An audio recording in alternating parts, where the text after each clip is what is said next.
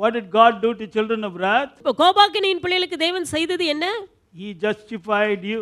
அவர் உங்களை நீதிமானாக்கினார். Romans chapter 5 verse 9. ரோமர் 5:9.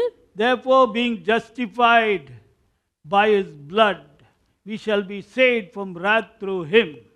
இப்படி நாம் அவருடைய இரத்தத்தினாலே நீதிமான்களாக்கப்பட்டிருக்க கோபாக்கினிக்கு நீங்களாக அவராலே நாம் ரட்சிக்கப்படுவது அதிக நிச்சயமாமே.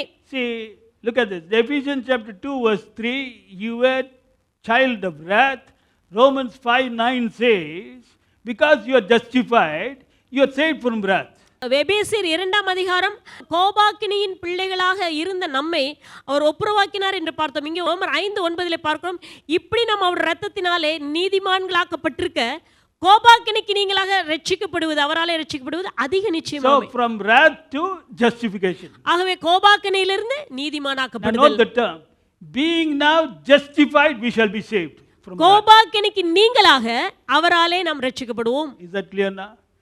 Being now justified, we shall be saved from wrath now. இப்பொழுது நாம் நீதிமான்களாக்கப்பட்டிருக்கிறபடியால் கோபாக்கினிக்கு நீங்களாக ரட்சிக்கப்படுவோம். How are you justified? By his blood. That's what he's telling. எப்படி நாம் நீதிமானாக்கப்பட்டோம்? அவருடைய இரத்தத்தினால்.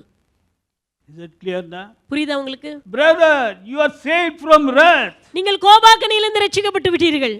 No more wrath is upon you. உங்கள் மேல் இப்பொழுது கோபாக்கினை இல்லை. When wrath was upon you, his rich mercy and great love worked for you. Ephesians chapter 2 verse 3. How much more now you are freed from wrath, you are saved from wrath. How much more that rich mercy and great love will work for you, my dear child. Why don't you understand? I don't know what to say more.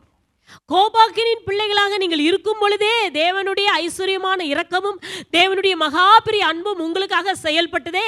இப்பொழுது நீங்கள் நீதிமான்களாக்கப்பட்டிருக்கும் பொழுது எந்த அளவுக்குமாக தேவனுடைய இரக்கமும் தேவனுடைய அன்பும் உங்களுக்காக செயல்படும். இதை ஏன் நீங்கள் புரிந்து கொள்வதில்லை? புரியாமலே இருக்கிறீங்களே.